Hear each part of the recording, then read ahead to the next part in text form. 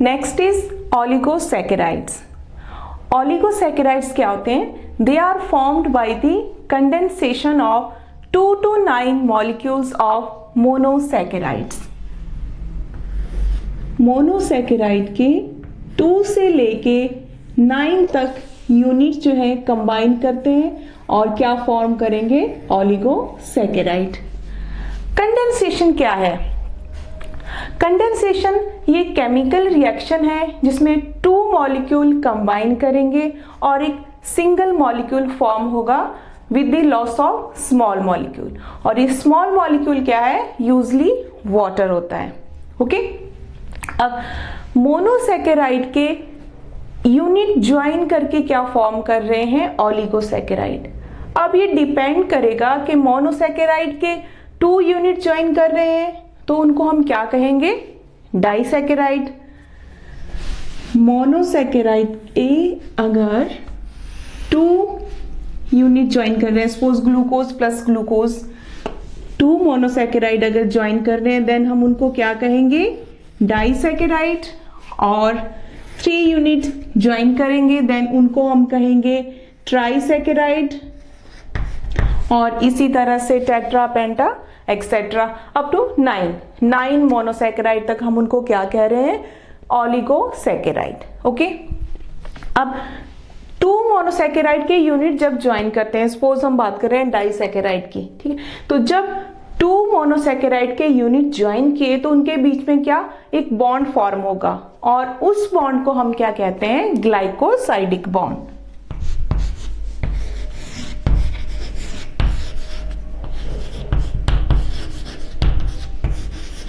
कौन सा bond? Glycosidic bond. Okay, तो 2 मोनोसैकेराइड के यूनिट किस बॉन्ड के थ्रू ज्वाइंड है? Through glycosidic bond. Glycosidic bond में क्या होता है? एल्डिहाइड और कीटोन ग्रुप ऑफ 1 मोनोसैकेराइड किसके साथ कंबाइन करेगा? कंबाइन करेगा अल्कोहल ग्रुप के साथ, जो किसका? दूसरे मोनोसैकेराइड का होगा। ठीक है, एल्डिहाइड या कीटोन ग्रुप एक मोनोसैकेराइड का ज्वाइन करेगा किसके साथ? Alcohol group of another monosaccharide. ठीक है, तो इसमें कौन सा बॉन्ड फॉर्म होगा? जो बॉन्ड फॉर्म होता है वो आपको इस तरह से COC बॉन्ड, तो इसको हम क्या कहेंगे? Glycosidic bond. ठीक है, ये अभी हम इसमें देखेंगे कार्बोहाइड्रेट्स वाले टॉपिक में। देन ग्लाइकोसाइडिक बॉन्ड, और इस तरह से आप एक और वे से आप इसको डिफाइन कर सकते हो क्या? एल्डिहाइड और ketone group of 1 organic compound and alcohol और nitrogen of another organic compound, उनके बीच में जो बॉन्ड फॉर्म होगा उसको हम क्या कहेंगे? Glycosidic bond. तो एक तो आ गया आपका ये इस तरह से, और दूसरा फिर कैसे? CNC। ये तो ये इस तरह के बॉन्ड जो फॉर्म होंगे उनको क्या कहेंगे हम? Glycosidic bond. तो ये वाला बॉन्ड जो है ये आप देखोगे पॉलीन्यूक्लियोटाइड चेन में, डीएनए की जो पॉलीन्यूक्लियोटाइड चेन है वहां पे फॉर्म होता है। ये मैंने अलग से डिस्कस किया हुआ है, उसमें भी आप देख सकते हो। ओके, तो ग्लाइकोसाइडिक बॉन्ड की फॉर्मेशन हो गई। अब उसी के बेस पे के 2 मोनोसैकेराइड के यूनिट ज्वाइन कर रहे हैं तो उनको डाइसैकेराइड, 3 ज्वाइन कर रहे हैं तो ट्राइसैकेराइड।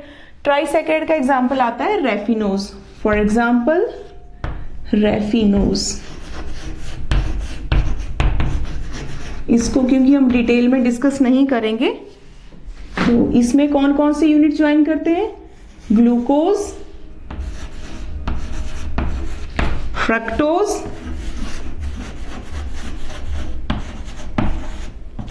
And galactose.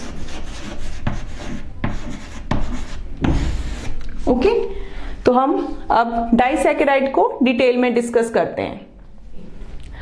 डाइसैकेराइड जो हैं ये स्मॉलेस्ट एंड कॉमनेस्ट ओलिगोसैकेराइड्स हैं and these are formed by the condensation of 2 monosaccharides unit.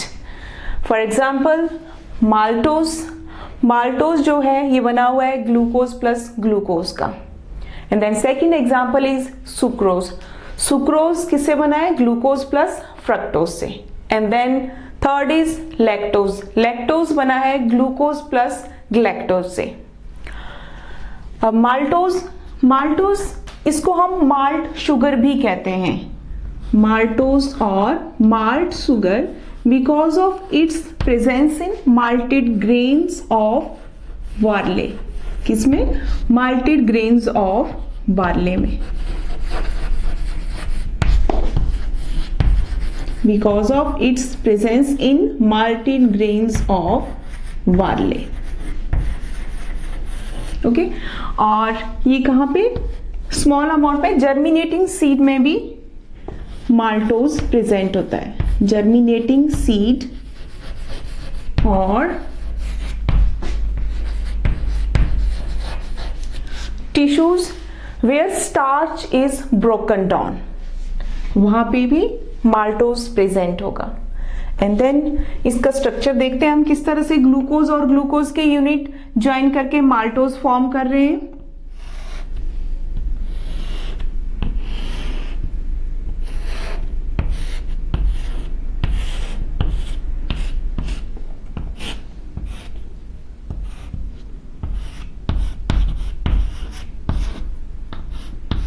ये यहाँ पे हमारा 6 कार्बन बाहर होता था रिंग के, और फर्स्ट कार्बन, ये हमारा फर्स्ट कार्बन आ गया, ये second, third, fourth, fifth. Okay, तो फर्स्ट पे क्या होता था? एल्डिहाइड ग्रुप प्रेजेंट होता था, ठीक है, और सेकंड ये एक glucose and then second glucose का मॉलिक्यूल, और इनके बीच में बॉन्ड फॉर्मेशन होगी और डिहाइड्रेशन भी होगी, loss of water molecule. And then इनके बीच जो बॉन्ड फॉर्म हुआ COC बॉन्ड, ये ग्लाइकोसाइडिक बॉन्ड फॉर्मेशन हुई। अब इसमें एक ग्लूकोज का आप देख रहे हो फर्स्ट एल्डिहाइड ग्रुप जो है वो इन्वॉल्व हो रहा है बॉन्ड फॉर्मेशन में, एंड दूसरे का हाइड्रोक्सी ग्रुप जो है वो पार्टिसिपेट कर रहा है बॉन्ड फॉर्मेशन में। इसको मैं, ये फर्स्ट आया, ये सेकंड कार्बन, थर्ड कार्बन और ये फोर्थ, ठीक है, और यहाँ पे ऑक्सीजन, और ये 6th कार्बन बाहर रिंग के, और ये 5th, ठीक है। तो इसमें आप देख रहे हो फर्स्ट पोजीशन पे क्या है? एल्डिहाइड ग्रुप प्रेजेंट है, और यहाँ पे दूसरे ग्लूकोज का कौन सा? 4th वाला जो हाइड्रोक्सी ग्रुप है वो बॉन्ड फॉर्मेशन में पार्टिसिपेट कर रहा है। तो इसके बीच में ये यहाँ पे हमारा ग्लाइकोसाइडिक बॉन्ड फॉर्म हो रहा है, इसको हम क्या कह रहे हैं? Glycosidic bond. तो ये कौन सा ग्लाइकोसाइडिक बॉन्ड है या कौन से ग्लाइकोसाइडिक लिंकेज कहेंगे इसको? 1,4 ग्लाइकोसाइडिक लिंकेज, 1,4 ग्लाइकोसाइडिक लिंकेज।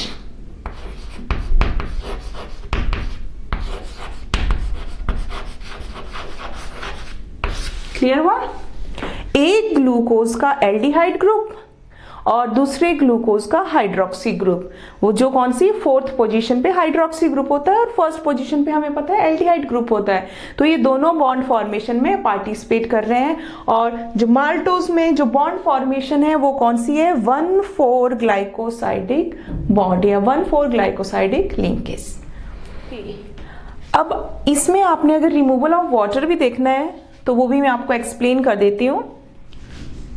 ये ग्लूकोज का स्ट्रक्चर रफ सा,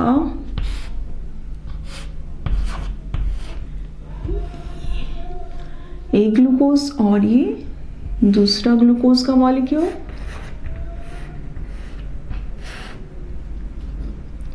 फर्स्ट पोजीशन, और यहाँ पे ये 4th पोजीशन कार्बन की, एंड देन ये इस तरह से आपको अगर स्ट्रक्चर याद होगा फर्स्ट और 4th पोजीशन का, ठीक है।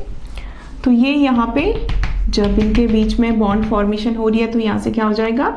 रिमूवल ऑफ वाटर, ठीक है। देन फिर हमारे पास ये COC bond formation, 1,4 glycosidic bond की फॉर्मेशन होगी। Next is sucrose. सुक्रोज को हम केन शुगर भी कहते हैं और जो कमर्शियल शुगर होती है वो कौन सी, सुक्रोज होती है। इसको हम और क्या कहते हैं, केन शुगर।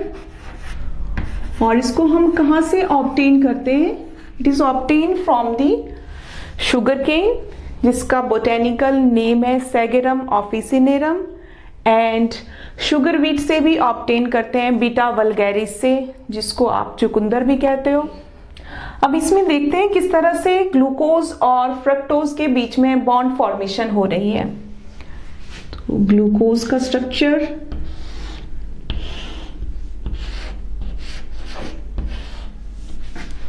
एंड फ्रक्टोज,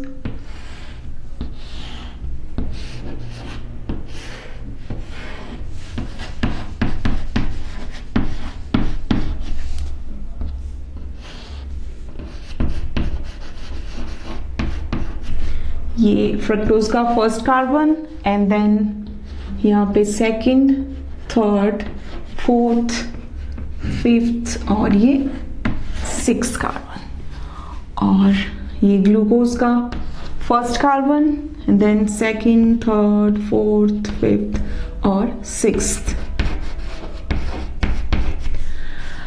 अब इसमें जो बॉन्ड फॉर्मेशन होगी सुक्रोज के केस में वो होगी फर्स्ट ग्रुप जो होगा इसका एल्डिहाइड है, यहाँ पे फर्स्ट पोजीशन पे हमें पता है ये ग्लूकोज है और ये फ्रक्टोज है। तो ग्लूकोज की फर्स्ट पोजीशन पे एल्डिहाइड ग्रुप प्रेजेंट होता है। तो कौन कौन से ये पार्टिसिपेट कर रहे हैं, एल्डिहाइड ग्रुप ग्लूकोज का। एंड देन फ्रक्टोज की सेकंड पोजीशन पे, अगर आपको याद होगा फ्रक्टोज का स्ट्रक्चर, तो सेकंड पोजीशन पे कौन सा, कीटोन ग्रुप प्रेजेंट होता है। तो ये सेकंड पोजीशन पे कौन, कीटोन ग्रुप प्रेजेंट है। ओके, तो ये कौन कौन से, एक का एल्डिहाइड ग्रुप और दूसरे का कीटोन ग्रुप पार्टिसिपेट कर रहे हैं बॉन्ड फॉर्मेशन में, और उनके बीच में बॉन्ड फॉर्मेशन होती है। कौन सा बॉन्ड, ग्लाइकोसाइडिक बॉन्ड। तो ग्लाइकोसाइडिक बॉन्ड किस किस के बीच में, फर्स्ट और सेकंड। तो इसको हम क्या कहेंगे, 1-2 ग्लाइकोसाइडिक लिंकेज, 1-2 ग्लाइकोसाइडिक लिंकेज।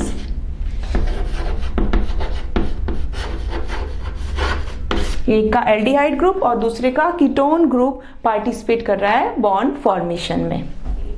अब इसमें एक और क्वेश्चन अराइज होता है कि रिड्यूसिंग शुगर और नॉन रिड्यूसिंग शुगर क्या होती हैं। तो जो रिड्यूसिंग शुगर हैं दे कंटेन फ्री एल्डिहाइड और कीटोन ग्रुप। रिड्यूसिंग शुगर में क्या होना चाहिए, फ्री एल्डिहाइड या फ्री कीटोन ग्रुप होना चाहिए, फ्री एल्डिहाइड ग्रुप और फ्री कीटोन ग्रुप। उन शुगर को हम क्या कहेंगे, रिड्यूसिंग शुगर।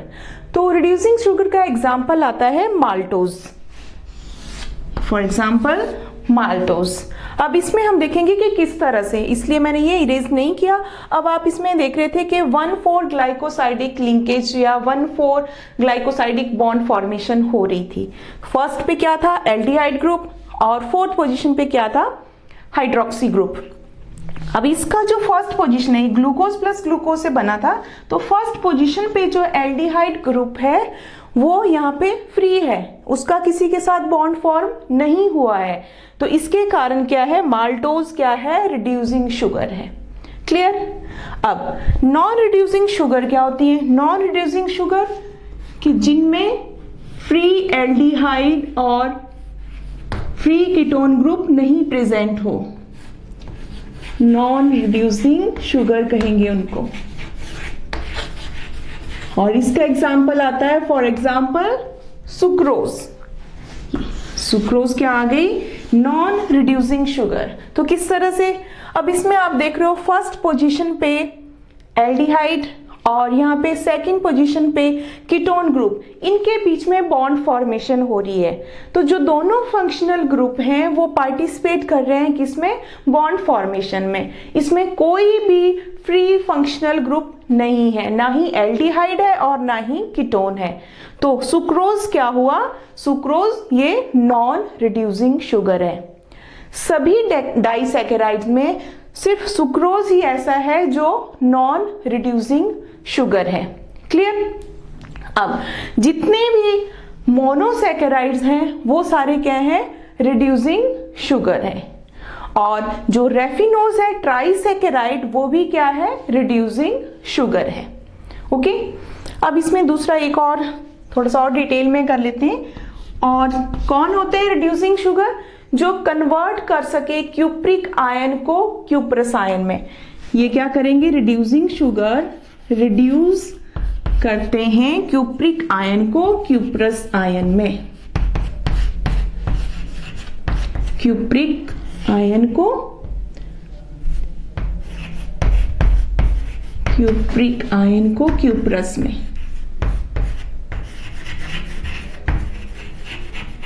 ठीक है। नॉन रिड्यूसिंग इसका अपोजिट हो जाएगा, जो नहीं रिड्यूस कर सके क्यूप्रिक आयन को क्यूप्रस आयन में, वो नॉन रिड्यूसिंग शुगर आ जाएगी। अब इसमें अगर हमने यूरिन में ग्लूकोज का अमाउंट डिटेक्ट करना हो तो उसके लिए हम 2 टेस्ट करते हैं, एक तो फेलिंग सॉल्यूशन टेस्ट और दूसरा वेंडिक्ट सॉल्यूशन टेस्ट।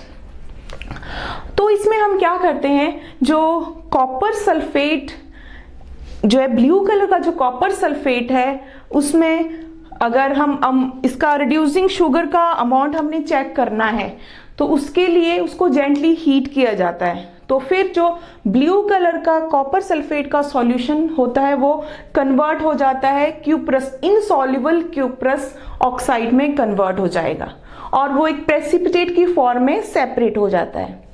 तो जो इनसॉल्युबल प्रेसिपिटेट फॉर्म होते हैं वो ग्रीन कलर के हो सकते हैं, येलो कलर के और लाइक ऑरेंज कलर के भी हो सकते हैं, डिपेंडिंग अपॉन के अमाउंट ऑफ रिड्यूसिंग शुगर कितना प्रेजेंट है। ओके।